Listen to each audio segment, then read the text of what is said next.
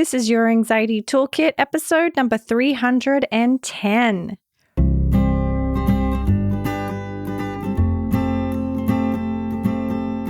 Welcome to Your Anxiety Toolkit.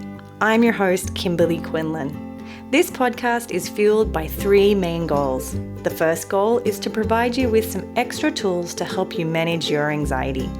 Second goal, to inspire you. Anxiety doesn't get to decide how you live your life. And number three, and I leave the best for last, is to provide you with one big, fat virtual hug. Because experiencing anxiety ain't easy. If that sounds good to you, let's go.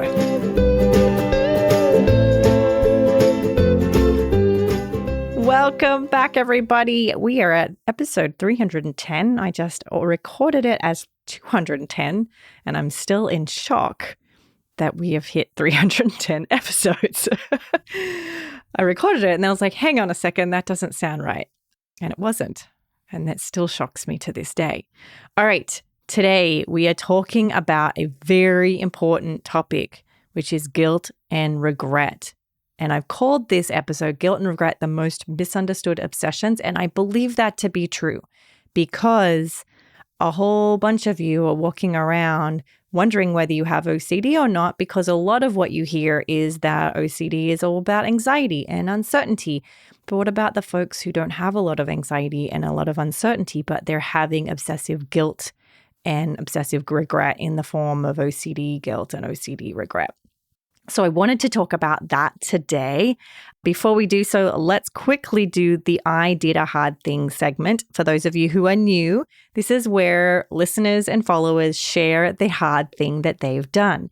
Why do I do this? Because so often you guys forget that just because your hard thing is hard for you doesn't mean there's anything wrong with that. I want you to see that hard things are hard things and we should celebrate them and we should share them. And this is a platform I want to do that with. So this one is from Mars. And Mars said, after many weeks and years of hard work, I finally managed to reach an important stage of my career. And I ended up with 2 job offers. Amazing. Both were great and really for different reasons, and I couldn't choose. I went back and forth and tortured myself for months trying to get certainty about which one is the right choice. I'd never been so anxious in my life. Finally today, I sent the final email, even though I wasn't certain about the choice. It was the hardest thing I've ever done, but I finally feel like I can move forward with my life again. Mars, number 1, congratulations. Sounds like you've worked really hard. And number 2, you're also doing this hard thing where you're allowing the discomfort into your day, into your life, and you're moving forward anyway. Thank you for sharing that. That is such an amazing, amazing accomplishment. Interesting, isn't it, how you've shared here too? Like it was around the certainty, but it sounds like that was similar to what we're kind of talking about today. And let's talk about that. So let's start from scratch, start from the beginning. So often people will come into therapy and say, I didn't seek treatment for the longest time because all I'm hearing is OCD is the uncertain disorder. And I don't feel a ton of uncertainty in the way that I've heard other people do with OCD. What do I do if I don't identify with this concept of the obsession being around fear and uncertainty? What about if you have a repetitive thought or a feeling, but you're not scared of the specific outcome? And this is so important, guys, because we do hyper-focus on uncertainty, and I really do believe that uncertainty is the root of lots of OCD obsessions and a lot of our suffering if we don't accept that uncertainty. But what about those who have obsessive guilt and obsessive regret? So let's talk about it. Let's first talk about guilt obsessions. So what is guilt obsessions, or what is OCD guilt? Ultimately, it's a thought or an action that occurs, right? That's the trigger. So you had a thought or you did some behavior, and then you're having this onset of guilt. Remember, an obsession is an intrusive thought, feeling, sensation, urge, or image. And so in this case, we're talking about intrusive feelings. And so what's happening here is you've had a thought or you've done something, and then you feel this very, very real feeling of guilt, very real feeling of guilt. Most of my patients who struggle with OCD guilt or obsessive guilt will say, like, I genuinely feel like I've like done the equivalent of killing a person. That's how much guilt I feel. Even though you might be very clearly able to identify, like, I didn't kill a person, or, it doesn't make total sense on why I'm feeling this high level of guilt that's so disproportionate. But, and that can be really confusing, right? And so they're really confused as to what's going on. So that might show up the guilt may be accompanied by intrusive thoughts like, I shouldn't have done that. That was a huge mistake. I wish I didn't do that. How can I avoid that in the future? And then you can easily see why we then move into compulsions like avoidance, rumination, tons of reassurance seeking.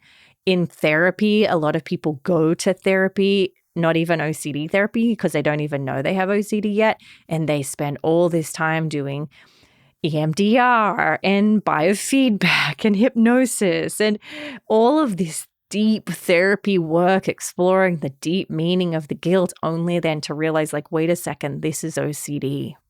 I'm doing all these compulsions and I'm even doing them in session, right? Now, as I mentioned, OCD could be as simple as an intrusive thought, right? Of, you're walking down the street and you just get the onset of guilt after some kind of trigger where there's no known mistake. Or it could be that you did something that didn't completely line up with your values. But again, then you have like disproportionate degrees of guilt. Disproportionate. If it's just a simple intrusive thought that has no known trigger or no known mistake, maybe your thoughts related are like, is it bad that I did that? Did I make a mistake? Was that right? Did that line up with my values? What could be the consequence of this? And it can be incredibly painful. Now let's move over to regret obsessions and compulsions. So with regret obsessions, they usually are presented more as, I wish I didn't do that. I wish I hadn't done it that way. I wish I had done it a different way. It's often accompanied with a deep feeling of sadness, like regret, this deep feeling. Again, it can be an intrusive thought, but it often is just an intrusive feeling, this deep sense of, I wish I didn't do that. Sometimes it's accompanied with dread, right? I hope I never do that, have this emotion or do that thing again. It can be incredibly painful. And again, people can get stuck in really the wrong kind of therapy, ruminating, trying to solve what it was. And sometimes I've had patients even come to me and say, I saw you because you do self-compassion and I want to be able to forgive myself. And they're doing compulsive forgiveness. And I believe in forgiveness. I'm not saying there's anything compulsive about forgiveness in the day-to-day. But if they're doing it to get rid of an obsessive degree of regret, an OCD degree of regret, and that involves obsessions and compulsions, well, then that forgiveness practice can become compulsive. I always laugh because I'm doing this breathing training, this meditation training right now. And some of them, the trainers who obviously are not OCD informed, will say like, breathe in your discomfort and breathe it out and let go of it and release it. And I think that's a beautiful practice. But for the person with OCD, that can become compulsive, right? And so it's important when you have OCD to catch these little nuances and these little behaviors and activities that can end up becoming a problem. So let's talk about how to stop this obsessive guilt or this OCD guilt.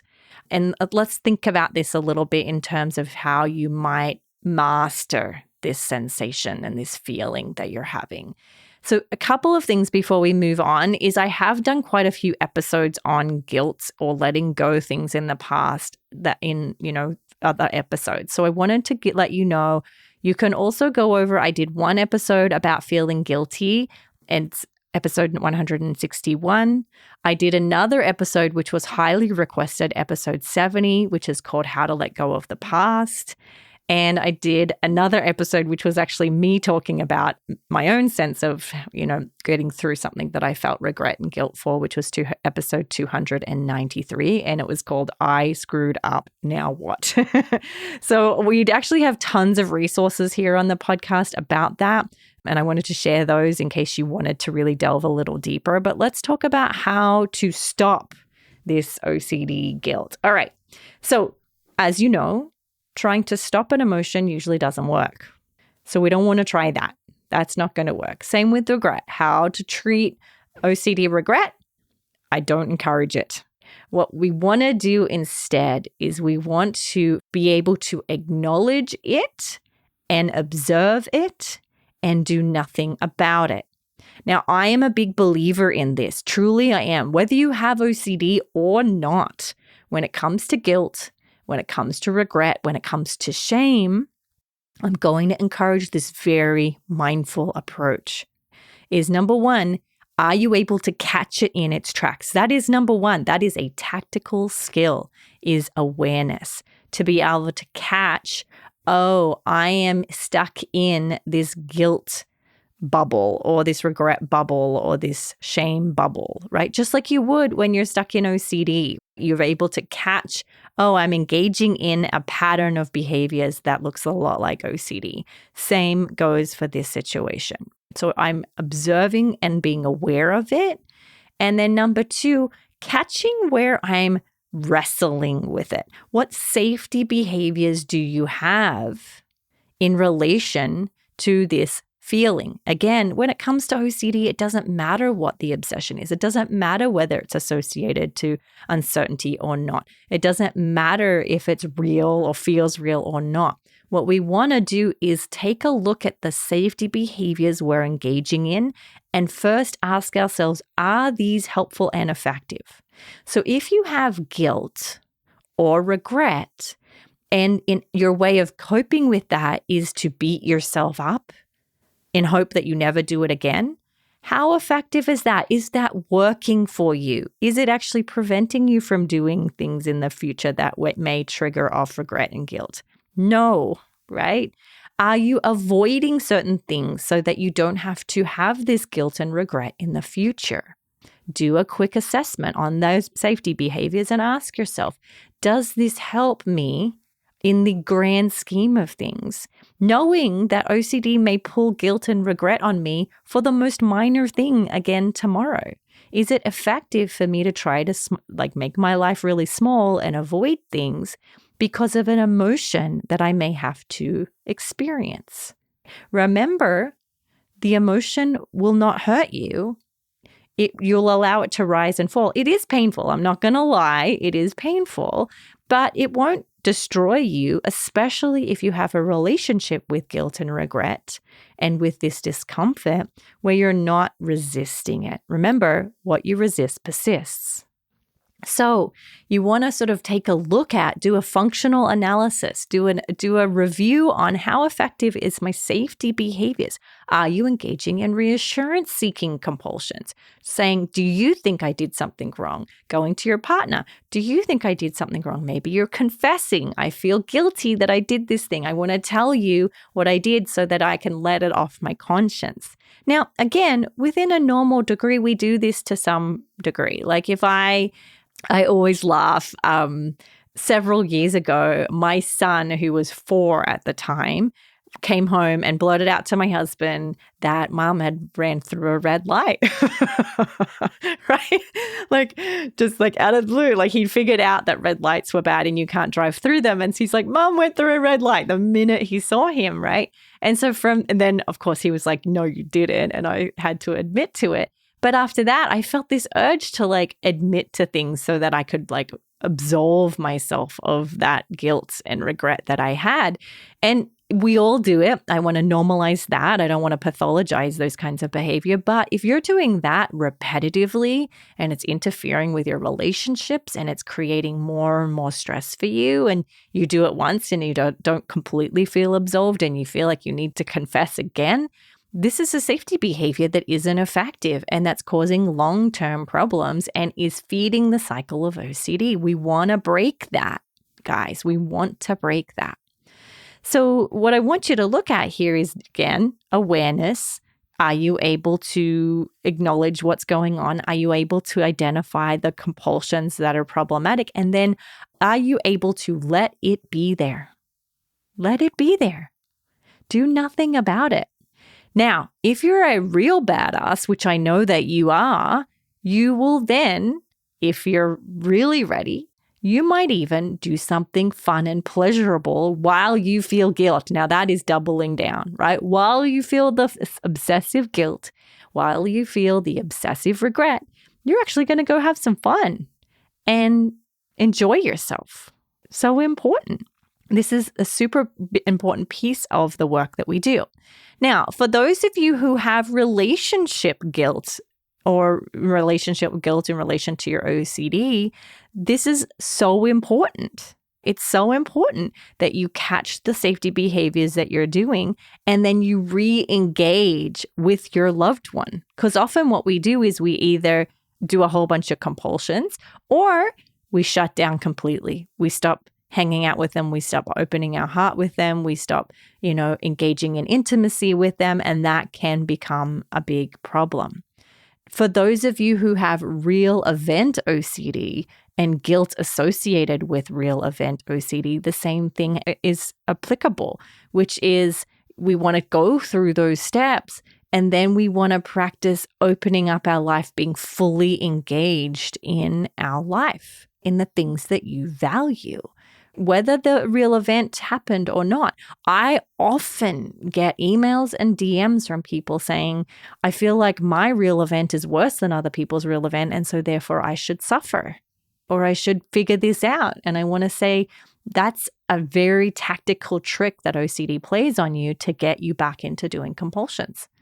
And so I want you to be aware specifically to harm obsessions, relationship obsessions, real event obsessions, sexual obsessions. This is such an important piece because that's often where it shows up. But again, it doesn't have to be fear and uncertainty related. Sometimes the guilt and the regret can be the actual obsession that people experience. Okay? So, as always, we want to throw a massive dose of self-compassion onto this. Self-compassion in and of itself is an exposure for many people. And often people with specifically this OCD guilt and OCD regret, when they practice self-compassion, it is like the ultimate exposure, And I really want to encourage you guys to surround yourself with kindness. Encourage yourself with kindness. Motivate yourself with kindness. Nurture yourself with kindness when you're struggling and you're experiencing a high level of discomfort. It doesn't have to be fear. It can be around these other emotions that you experience. And shame, right? Shame often comes along with this. So we want to make sure that we are doing everything we can to engage in self-compassion as much as we can. Okay? All right, that's it for now. Let's quickly do the review of the week. This is from Phonic, and he or she said, I love this podcast. Kimberly's podcast is so inspirational, relatable, and helpful. I've been dealing with OCD since my early 20s. I went through extensive therapy, medications, lots of prayer. I got to the point where my OCD was not taking over my life anymore and hardly noticeable. I'm now 43 and I've recently gone through some lapses with it after these years. It really shook me to the core. Following Kimberly's Anxiety Toolkit podcast was helpful in getting me back on track with the tools I've learned from my past, along with some new ones. Her spirit and her level of sincerity with the knowledge and experience she has helped me so much. I'm so incredibly grateful to have found this podcast. Thank you, Kimberly. Thank you so much, Tripphonic. Your reviews mean the world to me. Really, they do. And I'm just so happy to be on this journey with you. All right, folks, I'm going to see you next week, and I'll talk to you soon. Please note that this podcast or any other resources from cbtschool.com should not replace professional mental health care. If you feel you would benefit, please reach out to a provider in your area. Have a wonderful day, and thank you for supporting cbtschool.com.